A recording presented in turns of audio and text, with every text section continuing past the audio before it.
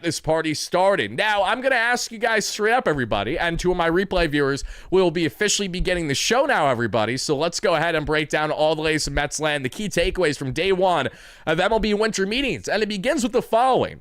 Now, we were all very grateful to see the Mets go ahead and do something very special at 10:10 p.m. Eastern, December 8th of last year. What exactly was that, you might wonder? Oh, yeah, that was going ahead and signing Juan Soto to a record-breaking $765 million contract across 15 years.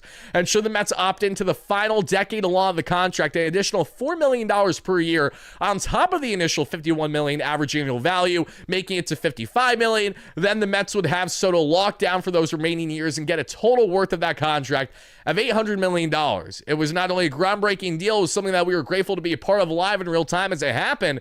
But I'm here to tell you that if you have the expectation that the Mets are in fact going to make a splash of that significance or close to today, I think you're going to come out disappointed in the end. And the reason why I say that is, look at the direction as to how last offseason went versus the direction of how this offseason's going. I'm just going to shove all my hair in my hat right now because it's driving me up an effing wall, and that's okay. We're going to do it nice and easy like that. So if you guys do not recall, last offseason went in the manner of the Mets being connected to Juan Soto from quite literally the beginning of the offseason. Like, we all knew the Mets were going to be in Soto's market, but it was abundantly clear that they were going to be heavily involved from the very beginning, which is why we covered an abundance of different reports from the time of the offseason beginning for the Mets after their deep postseason run to then signing him, a month or so after their run came to an end. In that process, we saw a lot of consistent reporting that the Mets were heavily involved and that this was a market that would pick up and that Scott Boras would get his top client to sign right in the beginning of winter meetings. All that held true in the end.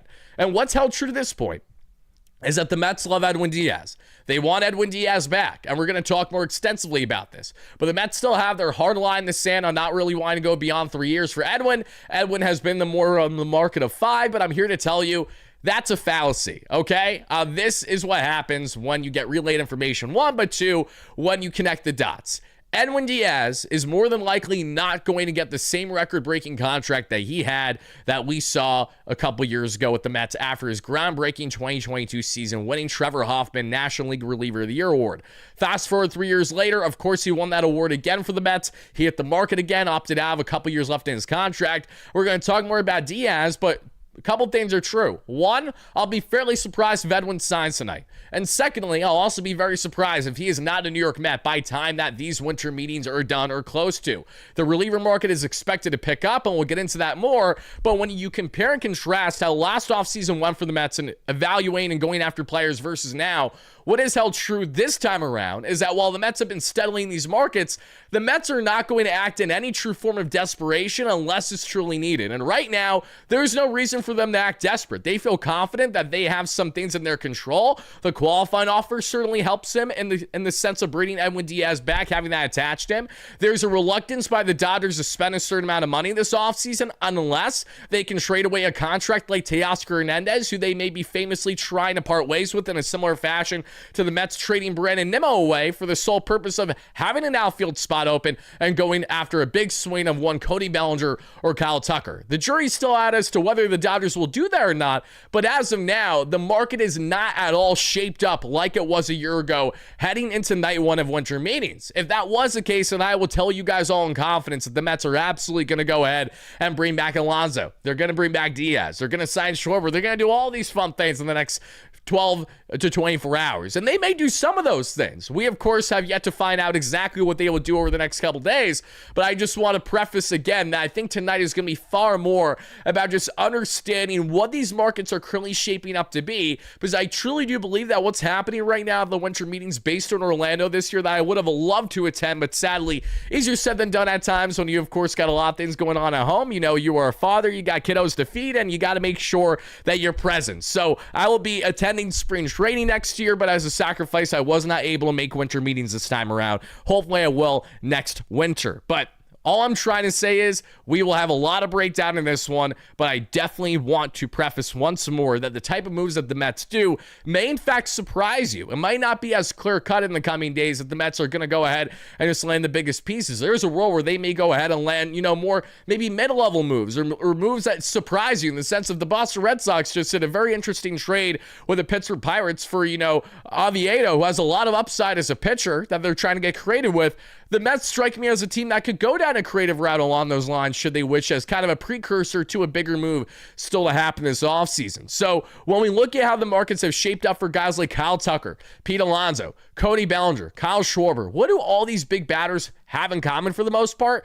They are not at all an established market to the same degree as what Juan Soto's was leading into day one of winter meetings. So do I think that we will see moves happen over the next couple of days? I absolutely do. And that was contradictory to what we saw Bob Nightingale of USA Today report this morning, saying that he's really not expecting anything to happen in the winter meetings from all that he's heard in the buildup. And mind you, again, I have all the respect in the world to Bob, nothing personal. He's a friend on the platform. I've had him on plenty of times.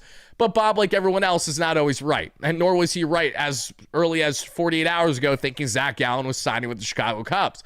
So the point is, we don't know exactly what's going to happen in the coming days, but the Mets and David Stearns are absolutely involved in an abundance of markets, and we're going to go ahead and break down everything that you need to know about it. So here comes the excuses. No, not at all. I'm just trying to give you guys an expectation. I'm not trying to steer anyone in the wrong direction, so please do not take that as excuses. It's far from it. I'm just saying there's a lot of uncertainty each year when we head into the winter meetings, and if you look at the track record since Steve Cohen became owner, in these winter meetings, they've definitely fluctuated on what happened. A couple years ago, nothing happened in winter meetings at all. Then the next year, a lot of things happened. Last year was beyond eventful. The Mets slam dunk won the winter meetings last year. Can they go ahead and win it this time around? We'll just have to wait and see, but rest assured, they're going to be involved in a lot. And I don't know why I'm making you nervous. I'm just trying to speak common sense. That's all I'm saying. This is not that I've been relaying any information or anything like that fans should be worried about. I just don't want fans to be upset if the Mets do not, say, make groundbreaking moves as soon as tonight. Why? Because as everything is looking at the moment, there is not a great belief that there will be anything crazy that happens in night one. And a key factor as to why this is because everyone's getting settled. This was a night that everyone is first arriving in Orlando. Some people are flying completely cross country to make this happen. And maybe you're still just starting to show up. So there's a great reality where most teams, as things currently stand, are just getting their feet wet. They're just getting themselves established. They're just getting comfortable as they're entering those hotel rooms. And they're really just starting to mingle and start to figure out the negotiation process for certain top players that they have been targeting, as well as teams that they have a heavy appetite to actually go ahead and make a trade with. And I would love to see the Mets do trades of great significance over the next couple of days. I think their assets are what they're going to be able to flex, potentially greater than even their financial flexibility this offseason, because the Mets have more assets than they've ever had before. This is the best position the farm has ever been in my honest opinion, as a Mets fan. And my entire lifetime as a Mets fan, I've never seen the farm look as good, as comfortable, and as deep as it does now. So much so that even if the Mets go ahead and make a massive swing and land Skubal in the end, it's okay. You don't have to lose sleep over it, because even if they traded away 4 or 5 top prospects of this organization, or just guys that have a lot of future belief with this team, it's going to be okay, because how deep the farm is currently, how much guys they still have on the up and up, and how much I truly have confidence in David Stearns, Chris Gross, and Andy Green. What do those three have in common? David Stearns is the Mets president, as we know. Andy Green, of course, has been our guy spearheading player development, and we saw Chris Gross acquired 2 years ago to be our VP of scouting. These three have cultivated into a fantastic draft and player development process throughout the minor leagues each of the past 2 years. That's why the Mets now have arguably the most coveted farm in Major League Baseball. That is also why currently the Mets have the number 1 ranked farm in baseball statistically when looking at their pitching prospects. So not just guys like Noah McLean, Jonathan Brandon Sproul, but you think of Christian Scott coming back from reconstructive Tommy John surgery. You think of R.J. Gordon. You think of Will Watson. You think of Jonathan Santucci. You think of Jack Weniger. You think of, again, the laundry list of fantastic starting talent the Mets have on the farm. And that, in my opinion, is going to be the key assets that they can allocate elsewhere to make splashes of significance to help this club now. We have said this verbatim for a while, but the reason why I reiterate this tonight, everybody, is because obviously there are things I hear throughout the industry, and obviously I would not be saying these things in confidence if I didn't feel very comfortable in saying that no one should be surprised should the Mets make a trade of significance as soon as this week. Hopefully it happens sooner than later. If it doesn't happen until later on, until December, that's fine too.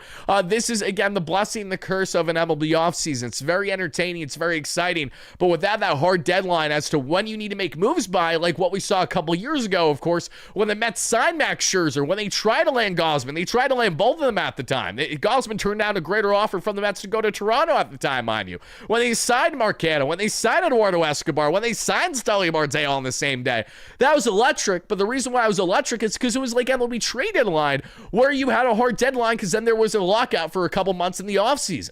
You know, I don't want a lockout to have a deadline in the offseason. I just want a nice hard deadline to further push the needle on how much time teams have to negotiate and how long of time players have to really flex their leverage before they either hurt their markets or, the other hand, they absolutely dominate their markets and have a market so inflated that they get a contract twice as large as what they otherwise thought that they were getting. Some people didn't think Juan Soto was going to get beyond, say, $600 million this past offseason, and what does he do? He gets a contract worth of north of $800 million in the process. So, very excited to see how this is all going to shape up, everybody. But let's go ahead and let's deep dive some key remarks that we have seen from SNY, among others, and we're going to get into everything on the news and rumor front that we know as of now. Okay.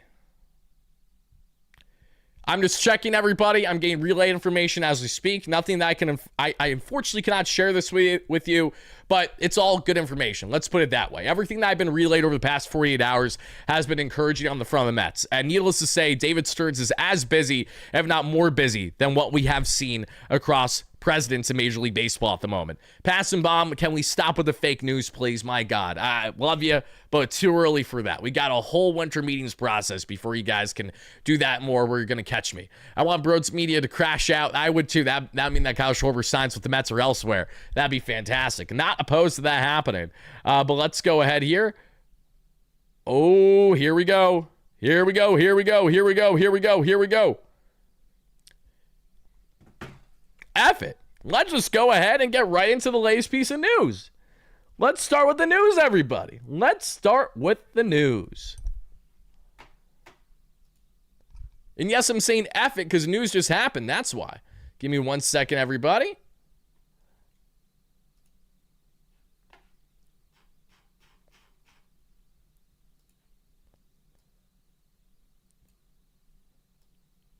Okay, or don't load the way that I need you. It's perfectly fine.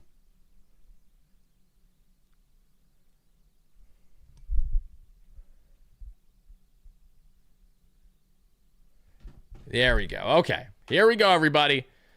First, here's Jeff Kent getting the haul that we posted on X today at the WardyNYM. Give me a follow if you guys have interest. Jeff Kent, of course, played 17 years and was one of the most consistent second basemen that Major League Baseball has ever seen. Didn't stay with the Mets as long as we otherwise should have kept him. But nonetheless, shout out to Jeff Kent for finally getting the haul. But that's not what we're here to talk about tonight. What we're here to talk about is the following.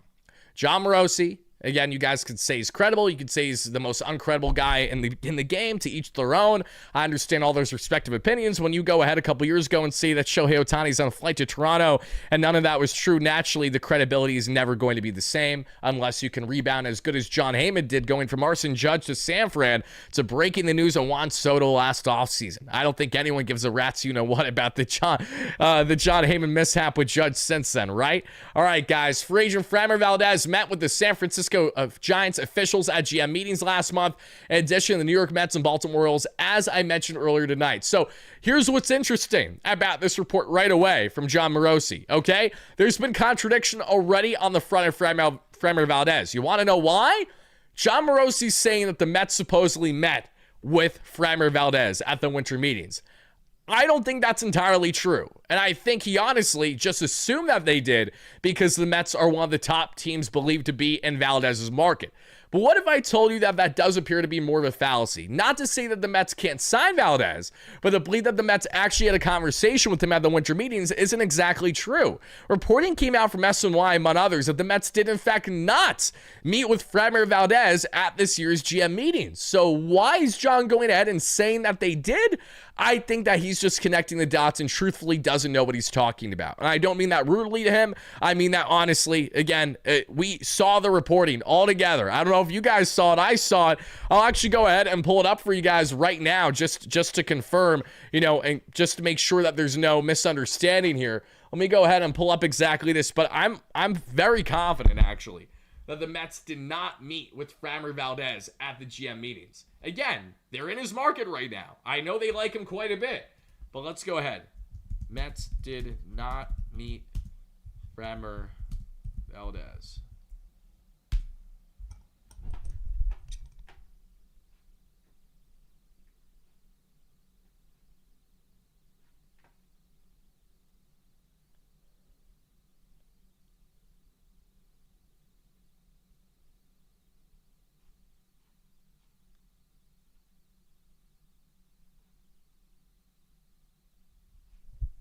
Hold on, everybody. I'm trying to find it. I want to show you guys this article, so I know I'm not going crazy. And the audio, if it's an echo, it's just because of the fact that I'm putting my echo down for a sec. My mic down for a second. That's all that is.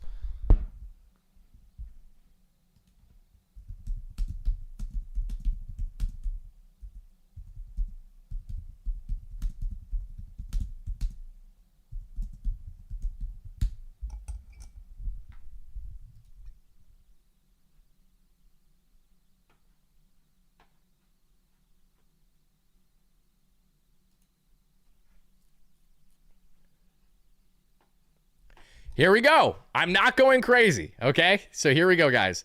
Take a look at this article with me. This is from SI, covering the New York Mets. Shout out to my guy, Pat Ragazzo. But this was initially reaffirmed from Andy Martino of SNY. As you guys can see here, this goes back to November 20th of this year. Right here, everybody. Per Andy Martino, the Mets were not among teams that met with Framber Valdez at the GM meetings. I'm going to go ahead and post this. Because Morosi's saying, only said that because nothing was going on. Exactly. I know. Hold on.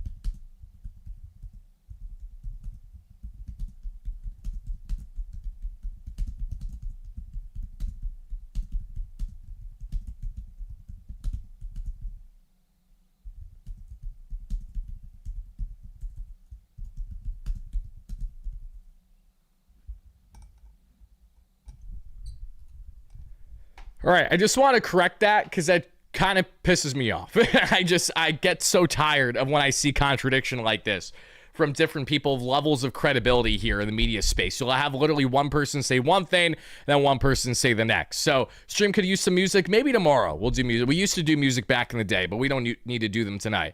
Let's see. Holy crap, we just got conferred on minor league deal. Yeah, not a chance. Come on. What are we doing here? Bobby G, my guy, happy to have you in the chat. I appreciate that. But again, everybody, we are just kind of checking up on the Framber Valdez talk right now. As we saw, John Morosi initially stated that the San Francisco Giants had met with Mr. Framber Valdez at this year's GM meetings a month ago, and that supposedly the Mets and the Orioles were among those teams as well. But I'm just here to correct that John is in fact wrong. So again, this does not necessarily mean, and here's the thing, guys, you guys aren't going to like this. Some people already say in my comments, oh, you mean Andy misreport? No, I actually disagree. I will take Andy Martino every single day of the week when it comes to credibility covering the Mets over John Morosi. With all due respect to John Morosi, John is not a newsbreaker. Look at his track record. John is not at all notorious for breaking any true news of significance across Major League Baseball over the years. Few and far in between. You know, a squirrel finds a nut, of course. But again, it isn't going to necessarily happen often for his case. And he's actually paid to solely have industry sources constantly of the Mets and the Yankees. While I certainly do not agree with Andy on everything, far from it, I will absolutely go to defense there because I do know that he is connected, far more connected than John when it comes to strictly the New York Mets, the New York Yankees, New York baseball coverage. So that's what I have to say about that. Now let's talk a little bit more on Framber Valdez, because I think that this is a perfect opener for tonight's show, because there's been a lot of talk, a lot of rumblings going on with Valdez. I'm someone who's had a lot of mixed emotions regarding Valdez as to if I believe he's a viable fit for this New York Mets team or not. There's a part of me that says he absolutely is, and there's another part of me that says he absolutely isn't. But what I've come to the conclusion is that at the right price, say 4 or 5 years, Framber Valdez is a fantastic option for the New York Mets. Now, if we get pushing north of 7, I say I got a bridge to sell you. Well, that is not happening. But this is what I'm trying to reiterate. Valdez at the right price quite literally might be one of the biggest pickups, undoubtedly, that the Mets make this offseason. And that really is not an exaggeration when you understand how good Framber is, how great his track record is, and how little certainty there is in this free agent market. You know, the Mets need certainty. Something they're very adamant about adding this offseason is guys that can give them quality innings, meaning starters that can go out there with ace caliber upside, give them 6 to 7 innings every 4th to 5th turn out there, and go ahead and dominate in doing so. And the common consensus that we have seen from Jeff Passan of ESPN, among many others in the industry since the offseason has began, is that the Mets are a perfect fit for Valdez, and that the expectation is that if Valdez does not say sign with a team like the Baltimore Orioles, that it is in fact going to in fact be the New York Mets. And if we're comparing the Orioles and the Mets as to who's going to have more of a willingness to spend, I mean, do we really need to have this conversation? As long as the Mets actually like Valdez or in his market, I know in confidence that they are.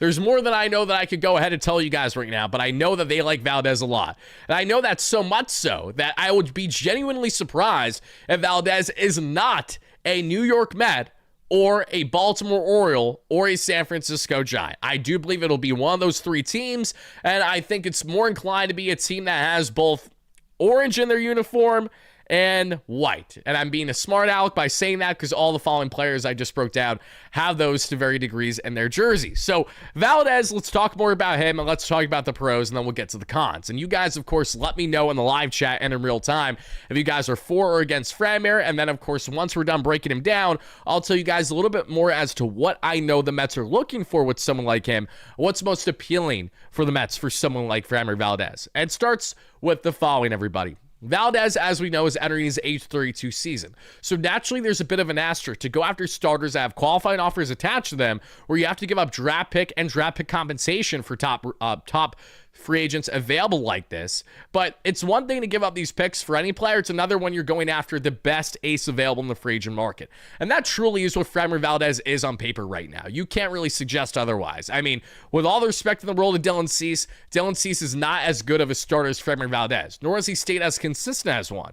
Valdez, in this past season, 31 starts, just under 200 innings, a 3.6 ERA, a 3.7 expected ERA, a 3.3 FIP, a 3.6 SI ERA, a 1.2 WHIP, 187 strikeouts, just under a 9K per 9, to a 3.2 walks per 9, a 4 WAR season that he has steadily been each of the past 4 years or so. Valdez is a workhorse. He is someone who is consistently given north of 200 innings each of the past 3+ seasons. He has went into so many deep playoff runs for the Houston Astros. He has been their stopper. He has been their ace time and time again that we have seen. He has been a man with no nose on his resume. He has been a man with dominance at the most elite level, getting all the way to the World Series, winning that championship in 6 games against the Philadelphia Phillies a couple years ago. Valdez is the epitome of what it means to truly be a well-rounded ace in today's game, who's given a lot to a very good top contending team, at least over the past half decade there in Houston. Now, why do the Astros not want to bring Valdez back at likely what he's seeking? Well, the Astros have a little bit of a limited payroll. They don't just have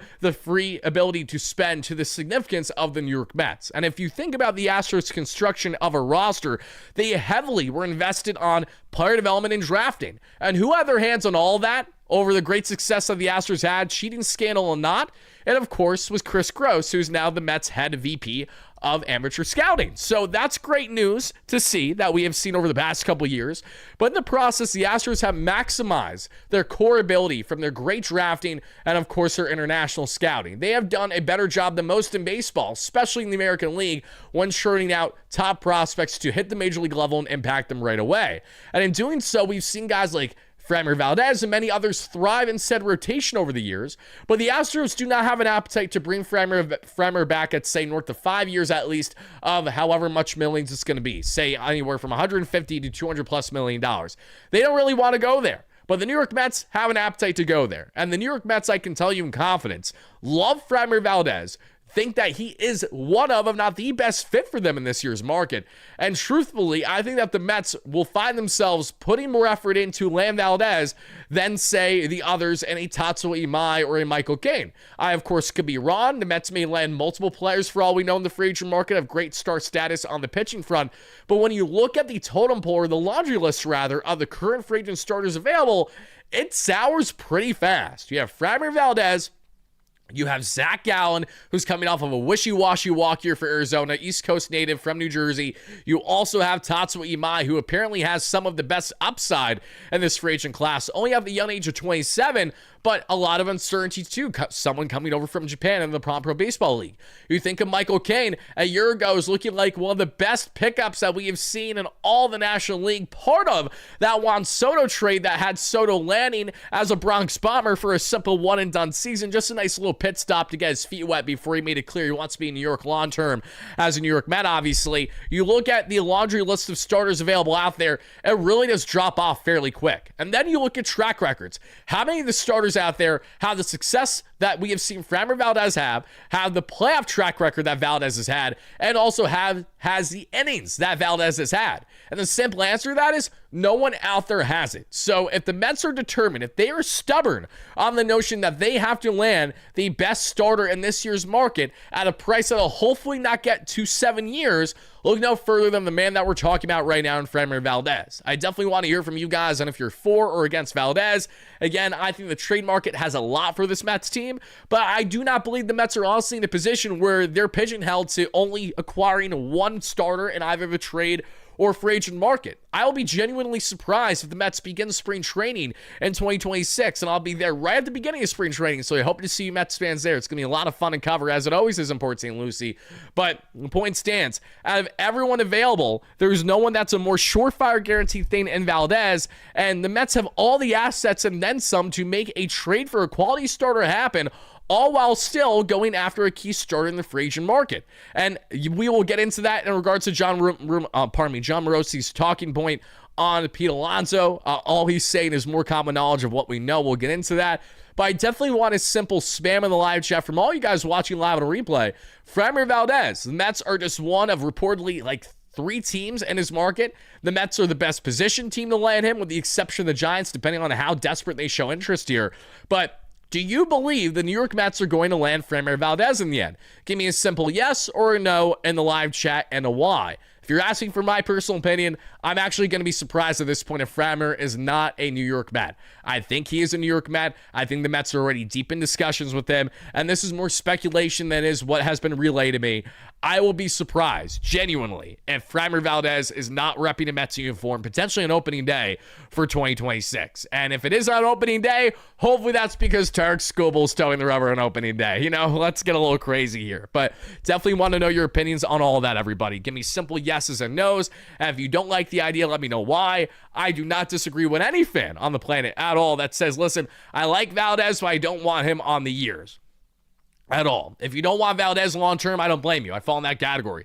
But if you get Valdez on anywhere from, say, 3 to 5 years, we're cooking. We are absolutely cooking. And at worst, if there's a 6-year option, you worry about that when you got to worry about that. The Mets can get out of Brandon Nimmo's contract with 5 years left, and when his defense is severely regressed, I feel fairly confident that they could get out the final year or so of Valdez if they really were desperate to do so. So now let's go ahead and, from talking about Framber Valdez, let's go ahead and talk about some other key players in this one, everybody. Let me just go ahead and double check what we have here.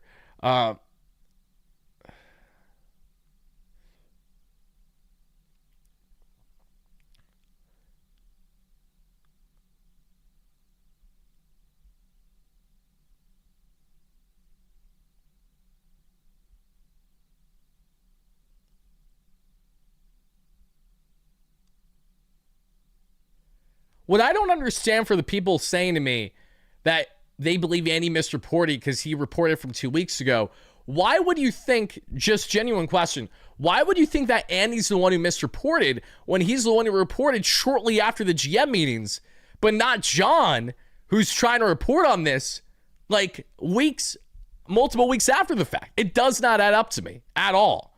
at all. So I respectfully disagree.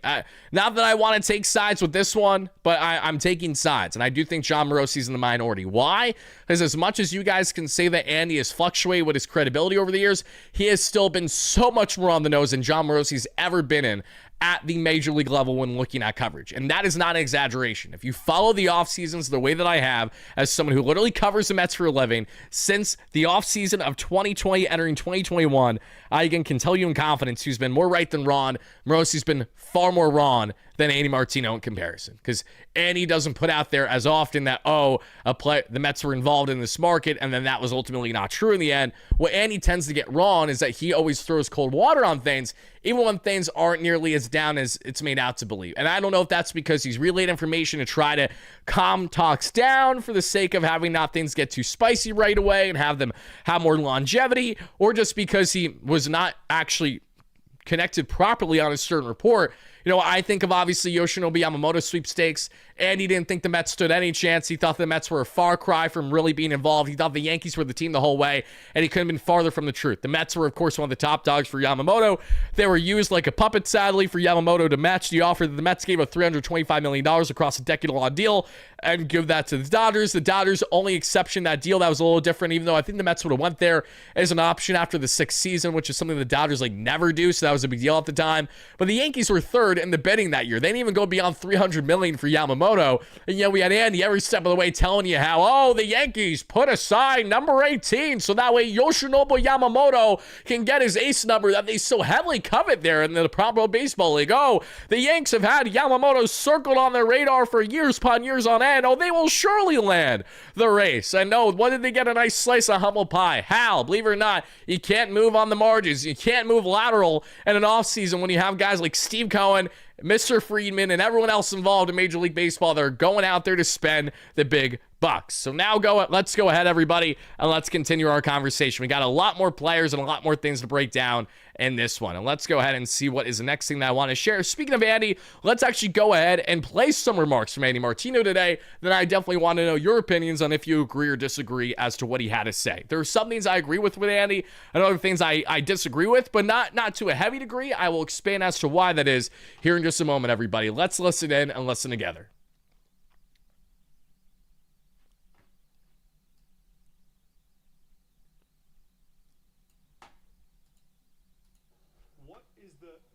Balance that he is willing to go of trading for that top end starter if he's available without necessarily giving up the type of prospects that it would take? Where does he fall on that? That to me, I don't know the answer to that, but that to me is where it's the most interesting. I don't know the answer to that either at the end of the day, Steve, but my sense here from covering this offseason so far is that the Mets do understand that you have to give to get, and whether it's a Sprode or a Tong, I think they're not eager to move any of these guys, but they know that might be necessary. I would only put Nolan McLean, that's what I sense, in a different category, where it's like, that would have to be like Paul Skeens or Walter Johnson or somebody like that. Like, you're not trading Nolan McLean. Otherwise, I think they understand they got to talk about guys. Hey, make sure we tell the fans, Walter Johnson is not available. He's off the trade market this week. He's just as available as Skeens, unfortunately, for the Mets. You don't have to give anybody, though, if you sign a free agent. So what about the free agency market? Yeah, well, I don't think they're going to – I don't know if Stearns is ever going to shop at the high end of the free agency market, Steve, for the reason that you just stated. He believes in developing those guys and then signing them maybe to a first-gen. This is where Andy is just doing his best to combat the scenarios where the Mets don't do anything. He doesn't believe that there's ever a world where he ever signs the top free agents in the market from the starters. I mean, Andy, are you forgetting the Yamamoto sweepstakes just 2 years ago? Do I need to remind you? Maybe you forgot because you were wrong most of the entire process and you're reporting with it, which against each, and I say wrong in the sense of completely thinking the Mets were out of it, and when they most certainly weren't for a good stretch of time. I find that remark very fascinating because that's the farthest thing from the truth. That's that's a complete contradiction to Ken Rosenthal of The Athletic reporting that he fully anticipates the Mets to sign a top starter in this year's market because David Stearns is going to deviate away from how he's previously operated. Why? Because Stearns just watched in real time how operating on the margins this past year will get you absolutely nowhere. You will fail miserably. And the Mets did exactly that by having the worst established rotation from mid-June on this year. So I don't trust Andy's reporting. There are things I agree and disagree with him on. Yes, you have to understand There are tiers to this. John Morosi is towards the bottom of the totem pole for me when it comes to credibility in this current space. And that's not all a personal slight to him, but he has not proven it. And the track record speaks for itself.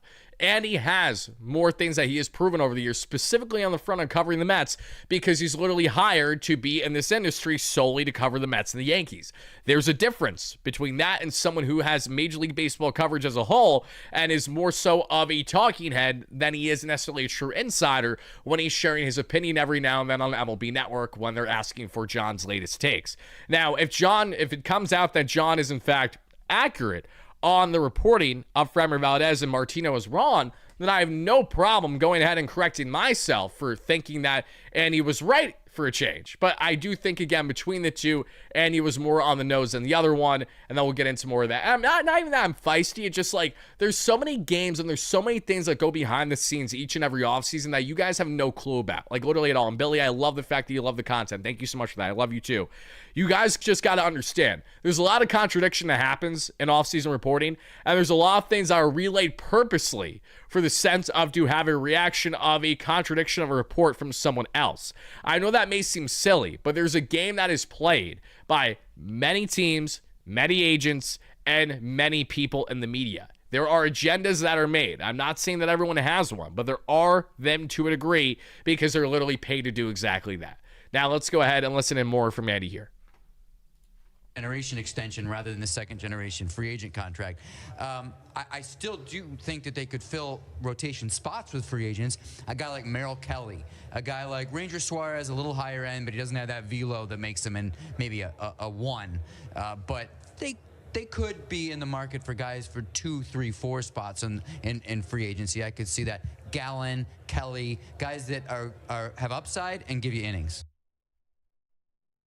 All right, so quick refute here. Do the Mets have an appetite to give up draft pick compensation and a draft pick for Zach Gallen in this year's free agent market? Jury's still out. Do the Mets have an appetite to do that for a Merrill Kelly, who's been on record, and I'm not even joking, this is according to, if I'm not mistaken, Adam Ottavino, fitting, coming from Adam, that Merrill Kelly hates New York, not a fan of it. And that holds true, would make sense as to why Kelly will not be a New York Met. And for those that are unaware, the New York Mets heavily targeted Merrill Kelly at the traded line this year.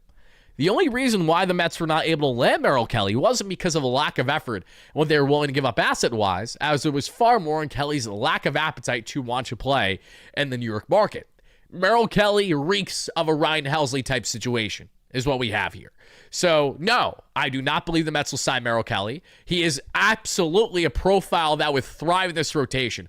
I would love Kelly for the sense of his commitment to innings, his ability to be a bulldog, and his ability to be a true veteran in the heart of a rotation. I think Merrill Kelly, from a player profile, is very appealing. The problem is who he is as an actual individual. His personality does not coincide, from everything that we know at this point, that he would handle New York and the market well. So until that actually happens, I'm not believing it. Zach Gallen is an East Coast native, so he's more of a fascinating circumstance because I do see the upside with Gallen still. I don't think Gallen would be a terrible pickup at all. But is Gallen the kind of starter that the Mets would have more of an appetite to sign in this year's market instead of some others just for the sense of, you're getting innings? Possibly. I'm not going to say it's impossible, but I don't know how likely that is. I really don't. And I would still venture to guess that a Framber Valdez pickup is still more likely than a Zach Gallen until we find out that, say, Valdez signs with the Giants or the Orioles. And should that be the case, that's fine as well. Not losing sleep over it, but it will slightly surprise me just from everything that I've heard to this point in the industry. But as anything else goes, until it's officially pen and paper and you're finally done and have everything set for that signing, anything and everything can happen, i.e. Carlos Correa beating a San Francisco Giant, a New York Met, and a Minnesota Twin, all in the same offseason. Now let's go ahead and break down more on this one from what Mr. Andy Martino had to state here for SNY, and it is the following on Edwin Diaz. But if Diaz ultimately does get that 4th or 5th year deal somewhere else, where do the Mets go? Hey, they're talking to Robert Suarez and Pete Fairbanks, and as I was saying before to your first question, Steve, they're engaged in the top of the relief market, so they could go there, but for the same reasons of David Stern's rationality and desire for deals that make sense, it's not like a sure thing it's going to be one of those guys either, depending on where those markets go. They're in pretty good shape in the back end of the bullpen right now. Now they've signed Williams and Williams, Brooks Raley, who was so dominant coming back from Tommy John last year, A.J. Minter, who's expected back. That's a great place to be right now, and they're going to add somebody else. Might be one of those guys I mentioned, might be Edwin. They are an organization also that has an increasing amount of confidence in itself to find undervalued assets, use their pitching resources to turn them into, star players. So it's not... It could be a star, it could be a former all-star, but it could also be people who we might not target at the beginning of the year as like a big name, and the Mets could turn someone into a big name. So a lot of different ways they could still go here. Yeah. So I don't really think Gandy said anything inherently wrong there, and here's why. The Mets are very confident in their ability to churn out some great reliever talent next year. And they have a lot of reasons to feel that way, mainly because of the guys that we have right knocking on the door to impact the bigs as soon as next season. Who you might wonder that will be? It'll be guys like Dylan Ross. It'll be guys like Ryan Lambert. It could be guys like Douglas Orlando if he's not picked up in the Rule 5 draft this year and actually looks good after, say, his first month or so there in Syracuse. It could be if he's in the organization and can be impactful because he's dealt with ailment, and Danilo Nunez again. It could be abundance of many other guys the Mets have in a farm. I can tell you, someone who had the privilege of covering the farm every single week for the first time on WardyNYM this season, that the Mets have a lot more talent in the farm than you think that can impact them right away as potentially high upside relievers. But are the Mets going to operate in a fashion this offseason where they're dependent on that uncertainty to become uncertainty? Not a chance in hell. So that's where Andy misses the mark yet again here, but he's just relaying the abundance of options the Mets have should Edwin Diaz not return. Now, he did first speak about two key notable names, that being Robert Suarez and Pete Fairbanks. If you guys have been followers on the platform, you should not at all be surprised to hear those names, as we have broken them down extensively. Fairbanks, I see plenty upside with. He's coming off of a very good season with the Tampa Bay Rays yet again. His Caper 9 has fallen off a cliff each of the past couple of seasons. Used to be a guy that was well above a 10 Caper 9. Now he's sitting more north of the 9 Caper 9 to still respectable just over 2.5 walks per 9. But the problem with Pete Fairbanks, and the main reason why I want nothing to do with him, truthfully, is that Fairbanks suffers from a disorder or a syndrome, one of the two, and I apologize that I don't know the term off the top of my head right now, but he has an ailment, which basically means that anytime that he pitches in cold climate, cold weather, which is what he would have to do with the Mets in the first couple months of the year, and deep in October, should the Mets have deep playoff runs, the most pivotal time of the year for the Mets, mind you, Pete Fairbanks gets numbness in his fingertips. Why is that a problem? He's a pitcher. So when you do not have proper pitch grips because your fingers are numb, because you feel like you got icicles for fingers, you're going to have a problem. So again, do I like Pete Fairbanks? Of course I do. But do I think he is at all a logical fit for the Mets after they already brought in Devin Williams? No, I do not. I think it would be counterintuitive for the Mets to bring in someone like Fairbanks, given his continued drop-off in his Caper 9. Not that you need to be dominating the strike zone with Caper 9 to have success.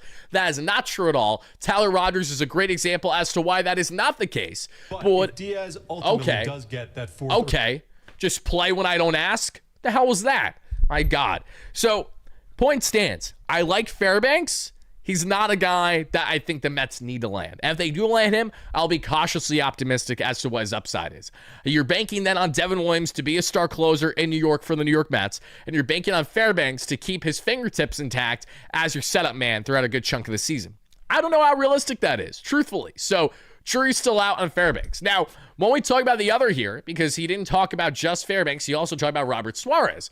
Robert Suarez throws gas. He has been consistent for the Padres, coming over from the MPB, if I'm not mistaken, a couple years ago. A lot to like about him. And let's see, was it Raynaud's disease or Raynaud's disease? One of the two? Regardless, thank you so much, Met Fanatic, for relaying the chat. I appreciate that. Robert Suarez is very appealing. He throws gas. He has a very respectable north of a 10 strikeout per 9 to a two walks per 9. Very consistent, one of the more dominant closers in the National League that we've seen each of the past couple of years. The problem that I have with Robert Suarez isn't Edwin Diaz. He's entering his age 35 season, isn't getting any younger, And while I'm sure Suarez will have plenty of success next season, and he did eat roughly 70 innings this past year, not a bad thing at all. I don't want a consolation prize when Edwin Diaz is out there. You want to know why? Because if Edwin Diaz does not return to the New York Mets, where in God's name do you think he's going? He's going to a top contender, not named the New York Mets. So any move that is not bringing Edwin Diaz back is the wrong move, and I will put my foot down on that. Unless we find out that Edwin gets like an absurd 7-year contract somewhere that no one could even fathom right now, there is not a chance in hell that it makes logical sense to allow Edwin Diaz to walk to have a Robert Suarez, a Pete Fairbanks, a what have you be the replacement. Because we heard how Andy stated how the Mets are in kind of a comfortable position right now with their bullpen. They're not comfortable at all. Are you effing kidding me? One injury to one of Devin Williams, Brooks Raley, AJ Minter as Saints currently stand there cooked. AJ Minter's velocity has significantly dropped the past 2 seasons due to injury. If that continues, he might be batting practice. We don't know what we're getting in AJ next year. He is not nearly of a lock of a guarantee as to what you're getting as Brooks Raley is. Brooks Raley's a dog. Brooks Raley doesn't give a rat's ass how you feel. He is going to get out. That's what I love about Brooks Raley. I will always love Brooks Raley. Edwin Diaz is a surefire guaranteed thing in what you're getting. Sugar is the best closer in the National League, and he will more than likely continue to be, even with the expectation that he will not have as much success next season. And the reason why I say that is not that I wish it, it's just kind of common sense. The 2 best seasons that Edwin Diaz has had in his career that we've seen as a New York Met, because he had a 60-save season back in like 2018 or 2017 with the Seattle Mariners. Effing amazing in his early 20s. But Diaz since then that we have seen has dominated for the Mets, but his 2 most important years that we have seen him have success is his walk years, 2022, 2025. How will he fare next year on a new 4 to 5 year contract? We don't exactly know. We know he will be dominant, but will he be as good? Might not be as good. He might just be very good instead of the best in the National League. But regardless, he is still far more of a guarantee in what you're getting from what we've seen over the past 4 seasons than anyone else that could be acquired in this year's free agent market. Now, if the Mets get creative in the trade market, then it's a different discussion. There's a lot of top talent available to a degree in the trade market. But how willing are you going to go ahead and get it? We just saw the Seattle Mariners trade a consensus top 100 prospect with a lot of hype to the Washington Nationals, who have had a slam dunk start of their offseason. I love their front office hires. They keep prying guys from the New York Mets, which pisses me off separately.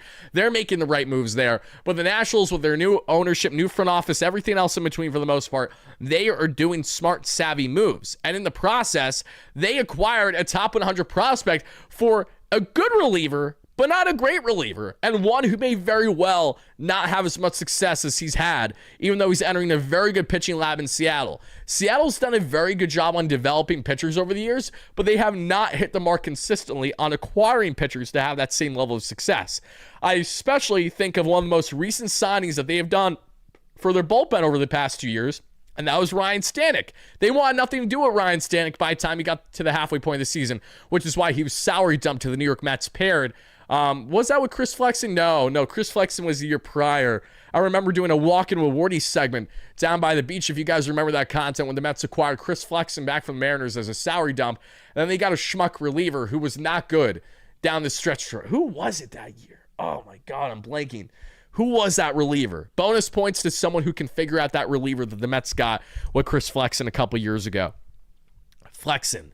But all right, Edwin Diaz, point stands. Love Sugar, want him back. Anything else is not good enough when you're in a win now stage. Because if Edwin goes to the Dodgers, if Edwin goes to the Blue Jays, if Edwin goes to any other top contending team, you are going to look like an idiot, David Stearns and everyone else in company. Trevor Gott, oh my God, that bum. Yes. Was he not even in Major League Baseball last year? Feels like he wasn't. Yeah, we got is what happened. If you know, you know. But all right. Let's go on from Edwin Diaz. Let's talk more here, everybody.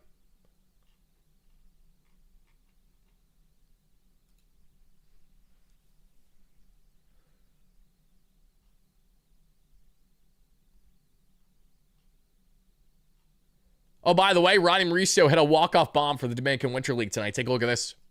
Parte de abajo del 10º episodio, así mismo es, le dio duro, el center field corriendo a toda marcha, señores, it's over, se acabó, it's over, Gotta love it. It's that time of year, baby, where we completely disregard Ronnie doing little to nothing at the major league level. This was more so because of the fact that Ronnie got very limited playing time, also could not hit a beach ball bang from the right side. He needs to be a full-time left-handed hitter. Once he does that, he will be so much better for his player development, I assure you. That was the Cedric Mullins route. Not the Mullins, New York Mets Mullins, but when Mullins first broke out with the Orioles like 4 years ago, he stopped being a switch hitter, and he committed fully to the left side, and that's what led to his breakout season and success from there on onward. I expect similar from Ronnie, but I don't know how much playing time the Mets are going to give Ronnie, nor do I even know if he's going to be on this team next season. What I do know is that this, another prime example, as has been the case with Luis Angel Acuna, because listen, I'm not going to crown these guys too much a Dominican Winter League. They make everyone look like a star player, and you know that because Acuna didn't even have one home run this season in like 100-plus games, but he already has like, what, 3 or 4 home runs in the Dominican Winter League so far this year because they're just serving up meatballs down the dick. What do you think's going to happen? See ya! That's what's going to happen. But Ronnie Mauricio having some fun. Let's see if he can rebound next season. Here are the latest regarding Jeff McNeil. This is where we're going to have a disagreement. Here we go. And I'll say one other thing, because they don't just have one prospect coming in the outfield and bench. They've got a few. Never mind, everybody. It's Steve. I thought it was Andy talking, but it's Steve. I don't need to hear that. Nothing personal, Steve, but I'm good. I'm fine. So Steve's just relaying basically, that McNeil has a lot of value on the team to the Mets this season on a 1-year deal, can be moved around. Just stop. Just shut up. That's an easy way of just trying to say we're trying to increase his trade value. Come on. What are we doing here? Jeff Passan, in his latest piece that he put out over this past week, had the highest percentage of a likelihood of a player to be traded out of the top 25 trade candidates this offseason being, yes, you guessed it, Jeff McNeil, at 80+% to being dealt. John Heyman just relayed in a piece the other day of essentially his own version of that because he looked at Jeff Passan and did a little nice copy pasta there, and he did 70% instead. So it goes without saying, Jeff McNeil is going to be traded this offseason, and you're a fool to think otherwise, and here's why. This is not at all personal slight to Jeff. I would like to make that clear. I have no ill will against him or his family whatsoever. I truly wish him their best in their future endeavors when they are no longer a New York Met. Jeff McNeil is entering his age 34 season, okay? He is not someone that's going to progress defensively in the outfield. He's going to start to regress if he has not already. Nor has he been a stud defensively at second base either at this point in his career. He has essentially 1 year left on his contract because there's a club option for 2027, as we know, after 2026 at $15.5 million or so with a multi-million of a buyout. Jeff McNeil is a perfect fit for a team looking for a veteran second base / corner outfield option. When you think of the Pittsburgh Pirates, when you think of the Kansas City Royals, when you think of the Seattle Mariners, these are all teams that come to mind right away that check off those boxes that make logical sense for McNeil via trade. And secondly, McNeil is coming off of the first positive offensive season that he has had since the breakout 2020, not breakout, but his big 2022 batting title year, besting Freddie Freeman for the highest batting average in all the National League. He has fallen from grace since then, and he's changed his game since then. McNeil's no longer that slap hitter just trying to get on base. He's that guy going gap to gap trying to hit home runs because that's the only way to market himself at this point in his career. Slap hitters do not even stay in the bigs anymore, and that's exactly why we've seen such a drop-off from high contact hitters with low power since the juice baseball era came to an end, entering the shortened 2020 season, and then 2021 with the dead end baseballs and so on and so forth. McNeil finally has positive trade value for the first time in a minute. He has value in the sense of his defense as a versatile player. It's not a newfound defense, which is something that Heyman highlighted in his recent piece, but that's just simply inaccurate. McNeil has been a versatile darling for the Mets for a number of years now in the organization, but he's fluctuated with his consistency. Now that he finally has positive value, and now that there actually is a market out there for someone of a player profile like him, and now that the Mets trade for Marcus Semien, you'd have to be a fool to suggest that the Mets are going to roll into next season with Jeff McNeil at roughly $16 million average annual value, having him in a role where he will not be at all a starter and solely off the bench. Now, if the Mets somehow, someway do not trade Jeff McNeil, I believe this is far more because they initially thought that they had a strong market for him and it completely soured, and they still believe he has enough value to warrant not giving him up all completely outright as a DFA candidate. That happens, okay, but I do think that there are enough suitors out there that like Jeff McNeil and that'll be going after to make a trade for him happen. So the idea that we should buy into him right now is simply stupid and reaches a moot point because, yeah, no shit, pardon my French, he would be viable for the Mets right now because they traded Nimmo. It's common sense. Yes, the Mets have glaring holes in their outfield. Of course, McNeil slotted. But what did David Stearns famously say at the GM meetings? Oh, yeah, he stated that McNeil's not expected to get much reps in the outfield next season. Not nearly as much as what he had this past year, who's someone who technically was our best center field option because that's how effing low the bar was with guys like Tyrone Taylor and his incompetence on the offensive front and Jose Siri breaking his leg and that being that for his entire Mets career before it even got started.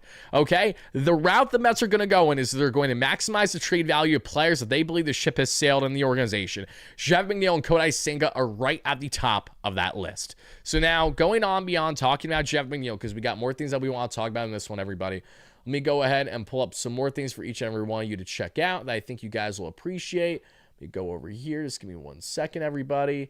And hold on. Want to pull up one more thing for you guys, and then we're going to continue on with our conversation. Just give me 1 second here.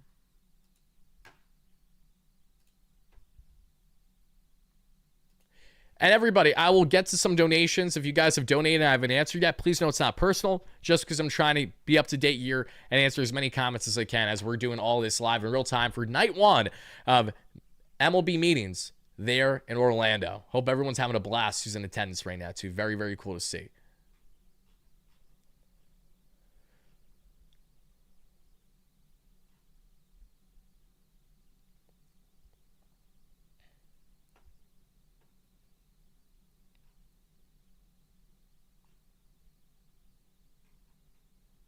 So a couple more things I would like to get into today, and this all goes in hand with Bob Niankill's latest report today as he came out with a big primer early this morning to get you set for winter meetings. Regardless on how you guys feel about Bob, he's most certainly connected. Doesn't mean he's always going to break news accurately, but he is certainly in on the know. And I can tell you guys that in confidence as someone who's now gotten a chance to know him more on a personal level than just, someone who's admired his work from afar, essentially. And as you guys can see, let's talk about a key quote or two from his article today, and it includes the following. Let me just go ahead and make sure I have this accurate from before, because I think I just got rid of it. What am I doing, Tyler? You're an idiot. Get your stuff together. Not what I needed. Come on. Where are you? Here you are. Okay, let's go ahead. Shout out to Bavarian sports fan as well. Very good, fantastic Mets fan follower of mine, and they do their best to try to relay quickly certain things from certain pieces that we see in the media. And today, I want to make sure I pin this, David Stearns won't go 5 years, $100 million for Edwin Diaz, as we know. Says that moving Clay Holmes from the rotation to the bullpen could happen. I think that's just more speculation from Nightingale than anything else. But for the sake of having the conversation, because I know we will have more of one tomorrow in that regard, I'm really, really, really interested to see how this is all going to shape up regarding Clay Holmes and his future. Because two things are true. Clay Holmes was the Mets' most reliable starter that they had this past season. I know that might be hard for you guys to fathom, but it is factually correct. From the start of the season to the end of the season, Clay Holmes was the most consistent. David Pearson fell off a cliff from June on. Kodai Senga fell off a cliff as soon as he went down with injury from June on. Sean Manaea was never healthy all year long. Frankie Montas, need I say more? That's about it. The Mets didn't really get much. And Noel McLean was great, but he was not impactful until he got called up after the second half of the season had already begun. So Clay Holmes brought value to the Mets. The thing that I personally did not like about Clay in his first year as a starter was just his struggles with not only his walk rates, but also his inability to go deep into games. But funny that I say that considering the fact that he had quite literally the most dominant outing imaginable to keep the Mets' playoff hopes alive until the final day of the season as he carved up the Marlins and went, north of 7, if not 8 strong that we saw. So there is value to Clay Holmes, and I do like him. I don't hate him. He just kind of stuck out more like a sore thumb last year because of how incompetent the rest of the Mets' rotation was. It set a low bar. So I don't completely hate the notion of Holmes going back to a reliever role, but I do not anticipate that to be the case. That only makes sense to me, truthfully, is if the Mets somehow, some way swing and miss on like all the reliever options in the free agent and trade market that are quality, and they also look at their rotation and add, say, 3 starters and like, listen, Clay, nothing personal, but it's in our best interest to move you back to the pen. Clay did not sign a 3-year contract at over $30 million with the Mets to be utilized as a reliever. While he might not be opposed to going back there if called upon, he clearly wants to stay with his starter makeup, and I'd anticipate that to be the case moving forward. But I'm not here to really talk as much about Clay Holmes at the moment as I am more on the David Sturtz front. I'm not wanting to go 5 years, $100 million. The initial relay in the market, whether it was from John Heyman of the New York Post or whoever initially put out there, that Edwin wants another record-breaking contract, from everything that I've seen at this point, appears to be more of a fallacy. From everything that from every single person that I've talked to in this market of credibility, of every single person, not a single person has told me that it was accurate that Edwin Diaz is actually going to be landing 5 years. The common consensus that I've heard is that Edwin Diaz is going to land on right around a 4-year contract at just under $90 million. So should that be the case, that's more than enough in the Mets wheelhouse. That's more than enough when it comes to being feasible for the Mets and their spending. And that would completely coincide with Devin Williams on an average annual value of like $14.5 million each of the next 3 years with the deferred payments, getting the setup money while Edwin gets more of his closer money at, of course, 20+ mil AEV. He's going to dominate. He wants the big bucks, and I'm sure there will be deferred money in that new contract should he get it from the New York Mets, because you got to, again, take a page out of the Dodgers playbook. The Dodgers did north of $80 million, including $20 million deferred, or close to, I believe, with Tanner Scott a year ago. And that same Tanner Scott finished up year one as an LA Dodger, winning a championship by being that schmuck who got an 8+ on the group project, all while being that little pain in the ass that was on his phone the whole time while everyone else was on their textbooks, actually reading and doing the work that they were supposed to be doing. Tanner just got a free ride with a big payday and had literally nothing to show for it, was a non-factor, was not even on the World Series roster for the most part. So the reason why I say this is because Edwin, rightfully so, is going to look at that contract and say, well, I got to at least get more than that, if not a good amount more, right? Because Tanner didn't even have the track record for more than a couple seasons to suggest that he's a guaranteed thing in what you're getting. Edwin Diaz has the best track record among all relievers available in this year's free agent market. Hence why he's looking for a bag again, and hence why he's more than likely going to get it. So for Edwin and for the Mets, this really feels more like a circumstance where the Mets may find themselves bidding against themselves than it is anything else. And the reason why I feel that way has a lot more to do with the fact that, again, just look at his market. The qualifying offer attached is not helping him right now. The Dodgers look to be more inclined to spend for guys like Harrison Bader, which is ironic, and Robert Suarez, unless they can trade away a bigger contract like a Teoscar Hernandez. And until that happens, I'm not believing it. So right now, the Toronto Blue Jays are a team that would love Edwin Diaz, but how far are they willing to go?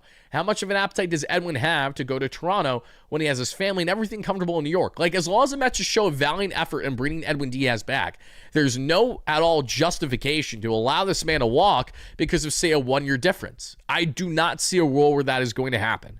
I will be genuinely shocked if Edwin Diaz does not return to the New York Mets. With Pete Alonso, completely different discussion. And we're going to get to Pete Alonso more here in a second, because the Alonso circumstances are not the same as they are with Edwin Diaz. But what I'm trying to say again is that Edwin Diaz, he needs to return to this Mets team, and I will be very surprised if that does not in fact come to fruition.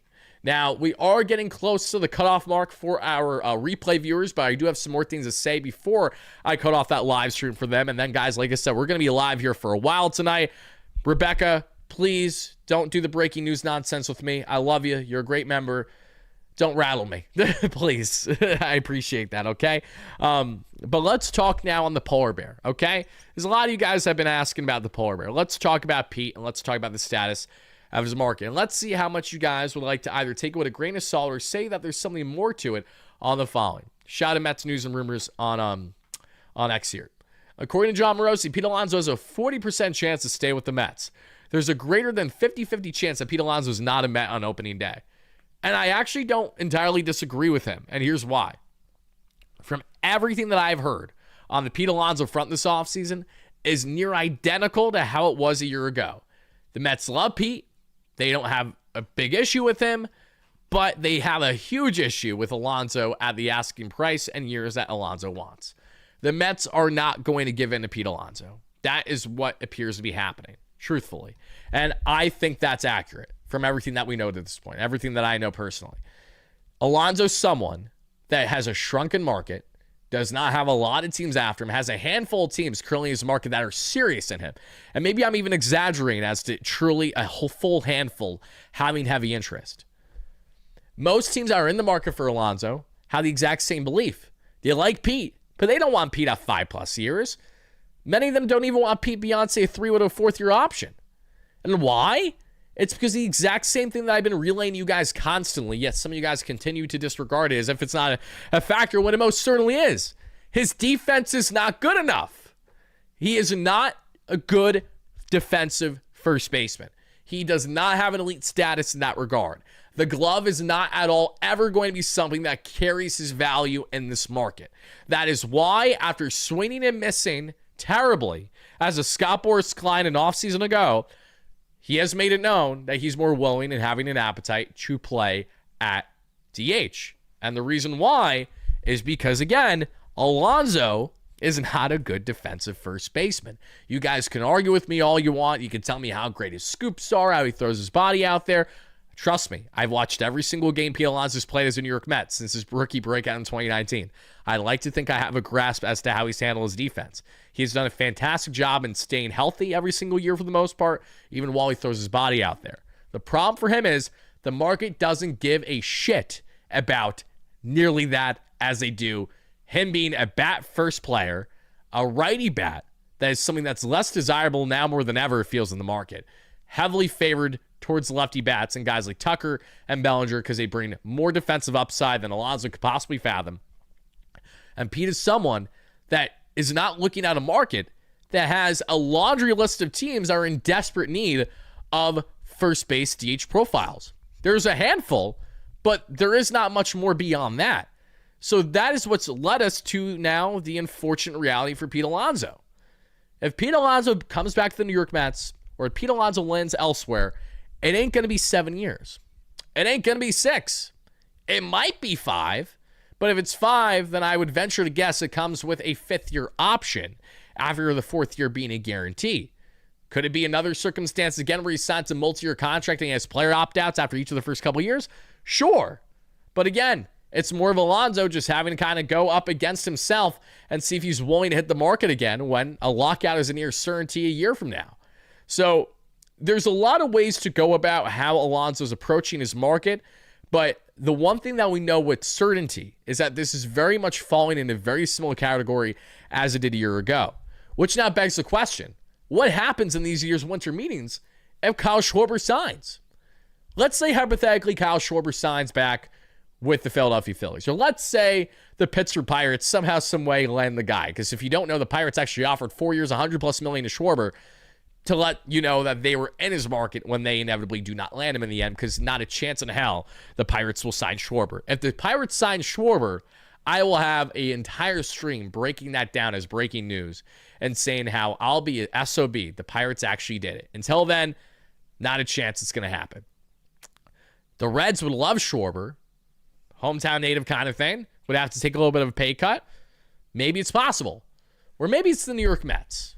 Because if it is the New York Mets, Pete Alonso's time in New York has officially come to an end more than likely. Now, if he goes back to Philly, if he, say, goes to Boston, if he goes to any of these other areas that is not Queens, that being in Schwarber, then the clock starts to tick on Alonso. Because who are the two biggest bats in this year's market? It is obviously Alonso and it is Schwarber. When you look at these two, they have similar makeup in their power ability. Alonso's the better overall hitter. Schwarber has been unbelievably consistent and is a true DH profile. That's where Alonso falls in the category of as well. So it really is going to come down to what domino falls next between those two, which will really warrant how quickly his market picks up.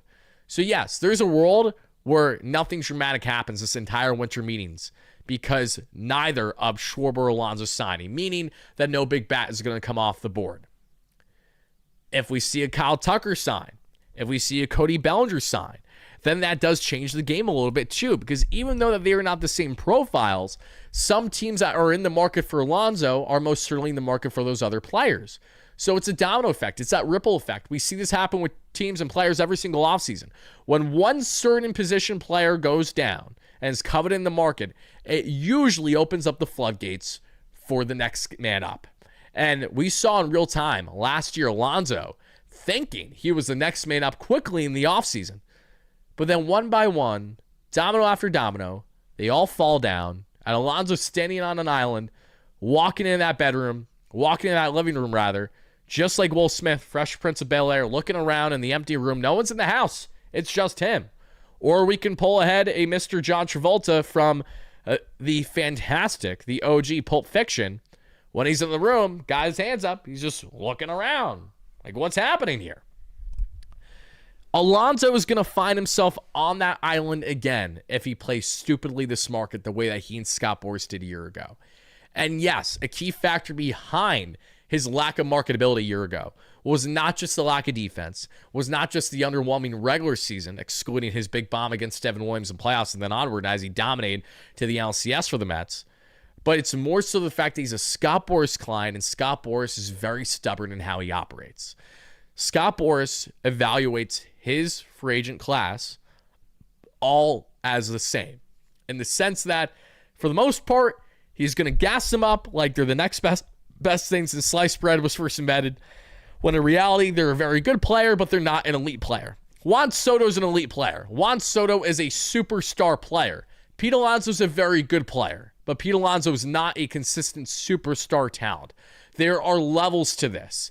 And where Scott Boras has missed the mark over the years has been the following: not doing a good job on marketing his very good talented players as what they actually are. Instead, he's tried to make them look far greater than what they have been because of the sense of trying to maximize his marketability, and has come back to bite many, many times. And I do think that we are falling in a very similar category yet again, with the exception that if Schwarber signs in the coming days, things may pick up fast for Alonso. And maybe, God willing, he does make a decision before Christmas and all the holidays this December. We'll just have to wait and see. But what I will tell you guys right now is that the Mets are yet again positioned to give Alonso a respectable, shorter-term, high AAV offer.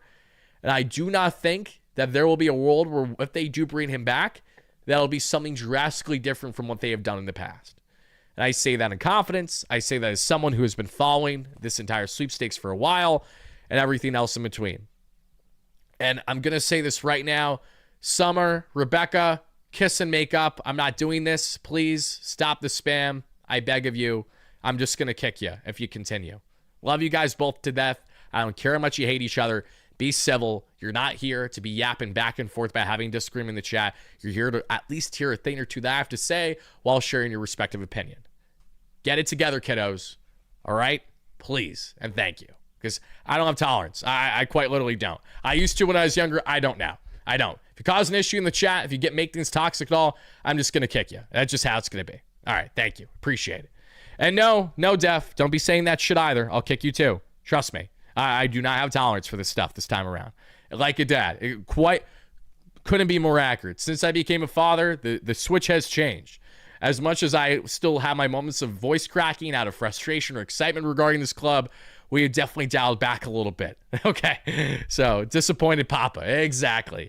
Don't make Papa Wardy mad. Come on. We're in this together, kids. Come on. Let's come together. Come on. Come together. Kiss and make up. I said kiss. All right. Okay, guys. I have a lot more to say in this one. I got a lot to say in regards to Cody Bellinger. I have a lot to say in regards to Kyle Tucker. And I have a lot to say regarding answering your questions, comments, and concerns regarding other things. And I appreciate the apology. Thank you so much. Really do. Thank you. Glad we've all figured that out. But now, guys, we're going to continue on the live show for solely our live viewers. But before I cut things off for replay viewers, I do want to make sure that I do not miss anything on this front, and that is any specific donations that I have not gotten a chance to address yet. So let me do that, and then we'll go forward. Shout out to my guy, Subway to Shave. If you guys do not know Anthony Rivera, please make sure to check him out. Great friend of mine. I hope Ant is doing fantastic. He, like me, has become a father not too long over the past couple years. So we have both been very busy bees while still being full-time grind in this Mets space. So again, guys, if you do not know Anthony, please make sure to check out his respective content. Does a very good job covering Mets as a whole. Let's see. Buster reports Mets trade Darling for Wardy. Why would trade in Ron? That's what I want to know. And here's my question. What team was I on prior? Manuel, thank you for the donation, but what effing team was I on prior? Well, what, you gonna say I was on the Phillies because I'm a PA resident? What's happening here? I appreciate the donation, but what is this? Webb's Love, $5 holla. Thank you so much. I personally want Okamoto at first base, 2-time Gold Glover that besides a shortened 2025 averaged 32 home runs a night for RBIs the previous 6 years with the league defense. Webb's Love, I have preached that exact same thing to the choir, and we'll talk more about him in tonight's show just because you brought him up. Thank you for that donation. Jonah with the $2 holla. Huge congrats to Jeff Kent on the Hall of Fame induction. Indeed, my friend. Thank you so much for that. Dana with the $5 holla. Thank you so much. I appreciate that. Nicholas says $2 holla. What sleeper pick do you think can happen? For the New York Mets, my sleeper pick that I think can happen for the New York Mets is that they sign. I'm going to go more sleeper here because he doesn't have the innings track record, but he has the upside. That's Michael Caine.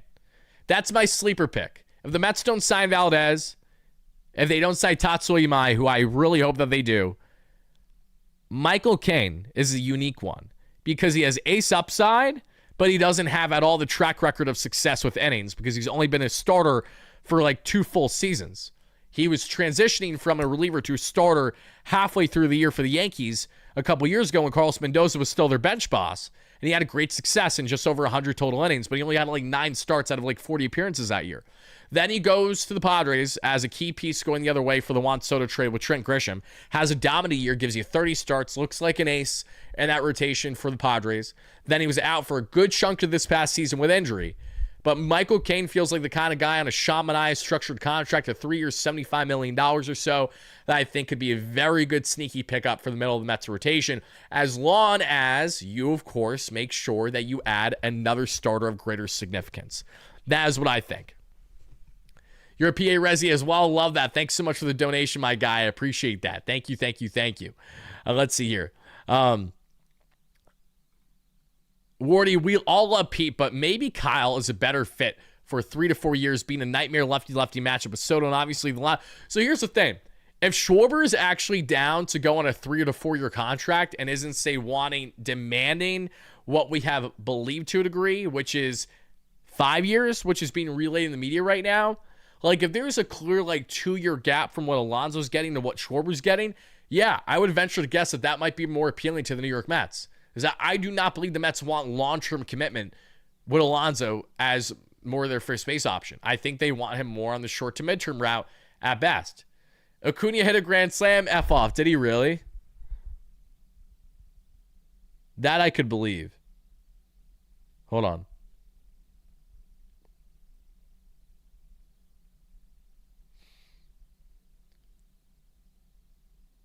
Haha, you did. Oh, that's funny.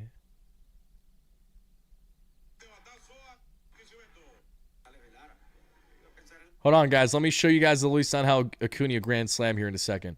I will. I'll go ahead and do that. But now that we answered all the donations, everybody, let's go ahead and break down more Mets land for our live viewers. So to everyone that's watching this on replay, thank you so much for watching. Like I said, hopefully we have news for you. And if this is chopped up in a way where the conversation continues, that means breaking news did in fact happen tonight. Otherwise, this is where I will cut things off for our replay viewers. Be on the lookout as we'll be live again for multiple hours. Monday with a big jersey giveaway to one lucky subscriber in our live chat. Tuesday we'll be live. Wednesday we'll be live, and so on and so forth. Everything and anything in Mets land is what we're going to have to cover in these winter meetings. But everybody watching live, to our 1,000 people watching, let's continue on the live discussion. Let's answer your comments and everything else in between. Everyone else on replay, this is where we'll be cutting things off. Let's go Mets, baby. Peace out.